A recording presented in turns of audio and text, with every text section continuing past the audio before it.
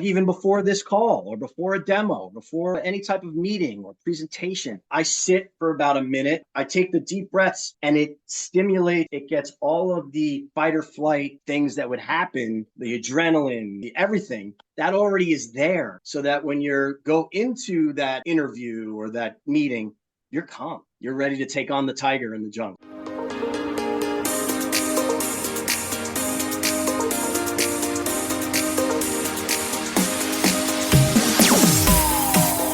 Entrepreneurs, I'm excited for today because it is another product of networking, cold networking. Joe and I got connected on LinkedIn, had some good chats.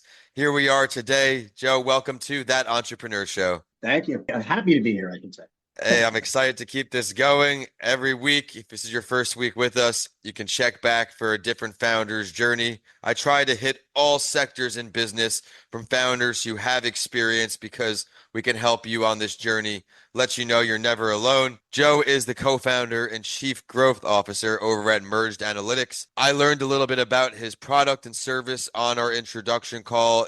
Really fascinating stuff. But before we get to all that, Joe, what led you into this business? So I've always wanted to be an entrepreneur. My father owned his own law practice, so he always ingrained in me that best to work for yourself, even though there's some, I could poke holes in that, but that's another, see where that goes. I worked for a software company in the late 90s, and they were going in a very different direction. They were selling CRM at the time. And what I did was I struck a deal with the owner of that company. I took their CRM product that they were kind of abandoning, and I started Vigilus. Remember ACT, like ACT CRM? But that was a while ago. But that was our product for another platform. So I ran Vigilus. It was consulting, development, everything, soup to nuts, CRM. So from gathering requirements to supporting at the end, training, everything. Around 2018, my head developer at Vigilus was like, "Hey, I got this tool. Tell you who's on your website, how they found it, where they were spending time." And I'm like, "I don't care."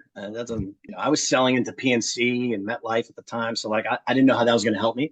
But we put it on the website, and actually at first I'm like, but then I started seeing not necessarily new prospects, which is great for that too, but I started seeing my existing customers, and I could tell if they needed like support or if there was an upsell opportunity, and a light bulb went off, and I'm like, this is amazing. And so I was like, there's a business here, and my head developer at my old company is now my partner in MergedAnalytics. So we pivoted. And I mean, we had to, because we were either going to go up against Salesforce, which you know how that would go, or you pivot. So we pivoted. I mean, that's an incredible lesson there where there's always a way to keep going. You just have to really dig deep. What has been the biggest surprise of this pivot? What is some exciting news you can share from us that you might have not expected to happen?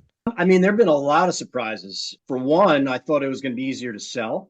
I mean, that's a negative surprise, I guess, because I can resonate with that. Yep. Yeah, I've had customers say to me, like, why would any business say no to this product? And I'm like, I don't know. So that's probably been the biggest surprise, although it's not a positive.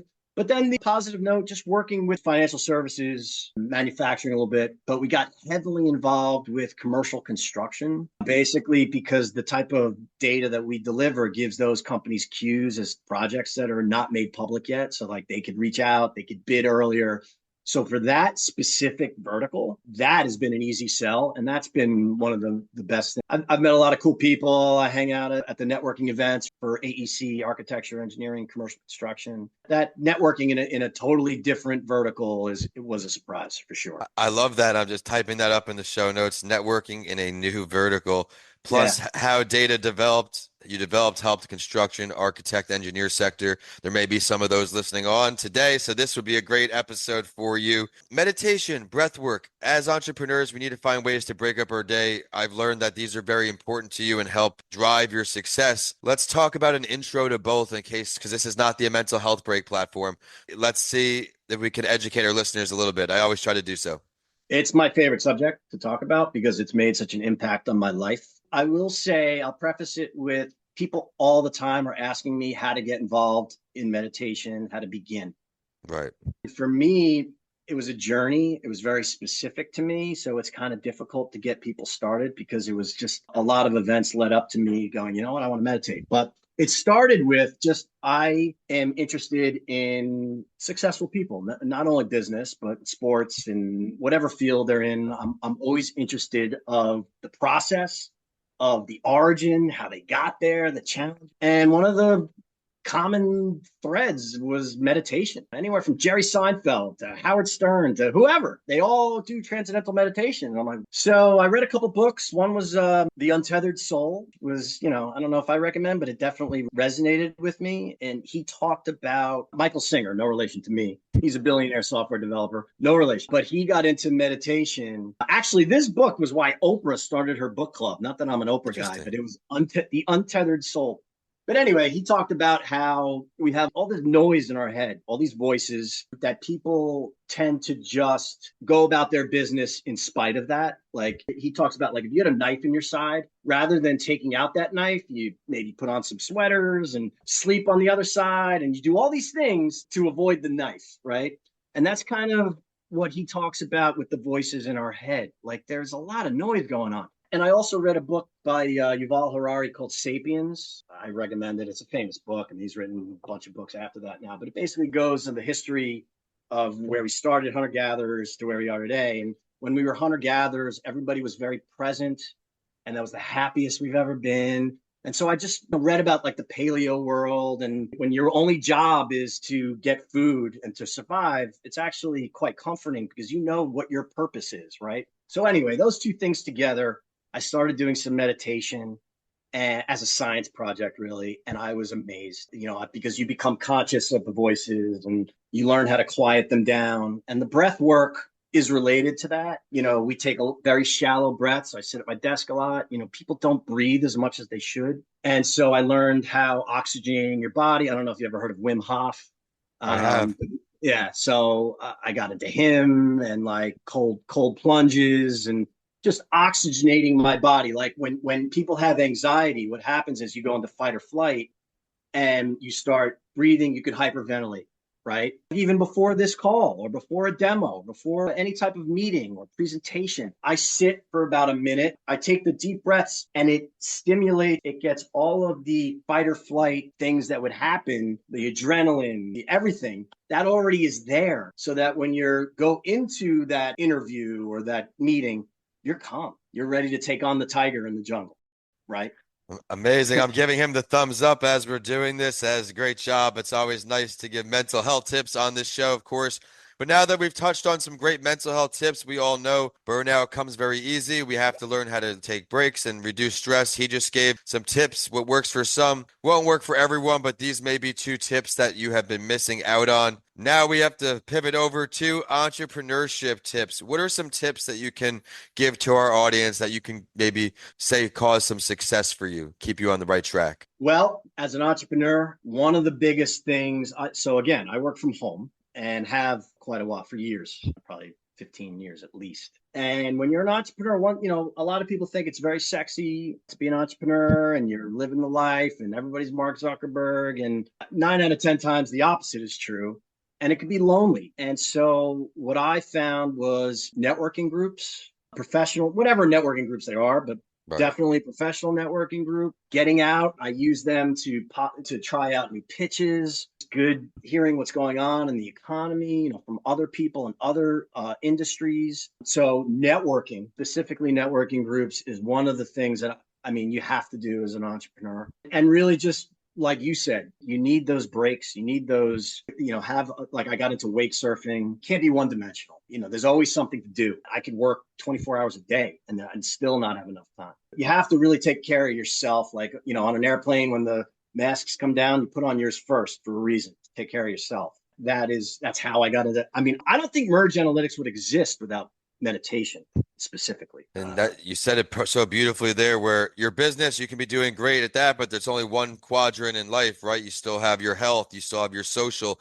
Me, I'm a morning exercise person. That's my Yes. break up in the morning. Now that we're getting into the winter months, my bike ride can come in the afternoon, which is an amazing thing. But you have to find ways to break it up. I absolutely love that. Where do you see MergedAnalytics going in the near future? What are some things on the horizon? Yeah, so we're doing a lot with MergedAnalytics. We're launching a new website soon. Okay.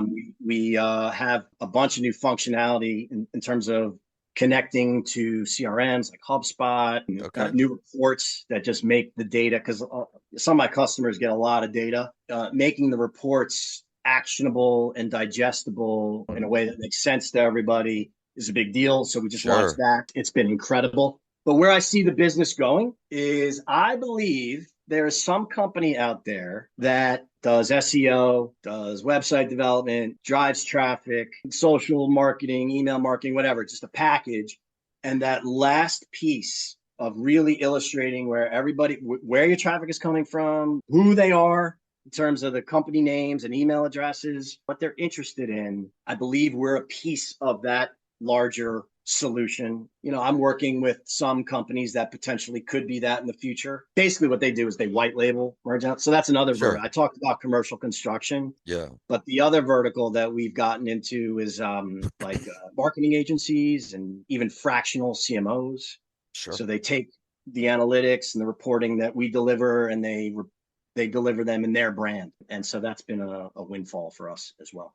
Absolutely. Well, congratulations on finding these new areas in the market that you can add value to. That's always the challenge, is nothing good lasts forever. You have to keep evolving, keep pivoting, and he's doing that just there too. We've touched on a lot today, Joe, but we still have got some time here, so I'm going to switch over to a question I love asking my guests. It's been asked for all 5 years of the show. If you could sit down with any entrepreneur, dead or alive, at any point of your life, so it doesn't have to be an entrepreneur present day, who would you choose and why? I would love, I mean, he just passed away, and I don't know if you could consider him an entrepreneur. I do. But Charlie Munger, that's Warren Buffett's, Let's talk more.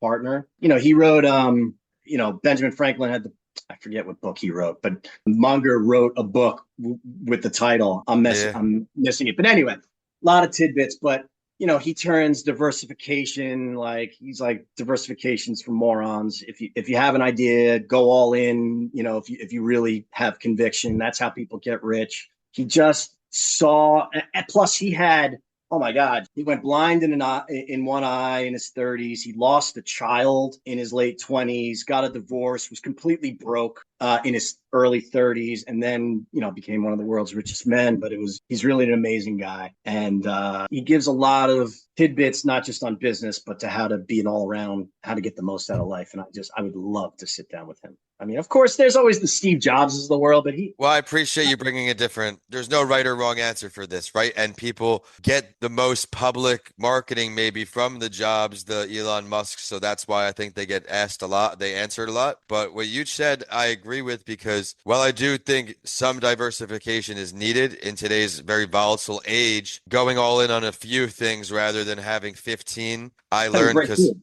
I started out with a finance degree in MBA, trouble letting that go in the banks, PwC, Merrill Lynch, but I'm still doing real estate, writing, podcasting, this. I said, if I'm confusing myself, I got to be confusing everybody else. And I think that's what really happened, where you had to focus a little bit. If you're everything to everybody, you're nothing to no one. Amen, man. Well, listen, Joe, thank you so much for an incredible episode. I'm so glad we had the chance to connect. Excuse me, everyone on LinkedIn, cold message. If you word it correctly and you don't just try to sell your product in the first message you're doing, chances are you'll get a chance for a good conversation, might lead to a podcast show for you. Everyone, be sure to head to mergedanalytics.com. Check out everything he's got to offer. There's a lot of value there. Go on LinkedIn. He's got a free 30-day trial on that website. Be sure to check it out. Any questions? Joe Singer on LinkedIn. Joe, thank you so much. Right on, man. You're the man. I appreciate it. Thank you very much, Vincent. Of course. And everyone, the show is at That Entrepreneur Show on all podcast platforms, all social media platforms. Please leave us a 5-star rating if you enjoyed today's conversation. The show is brought to you by Coming Alive Podcast Production. Head to comingalivepodcastproduction.com to learn more about all they do. And with that, we are signing off today, north to south. Joe, see you later. Take care, brother.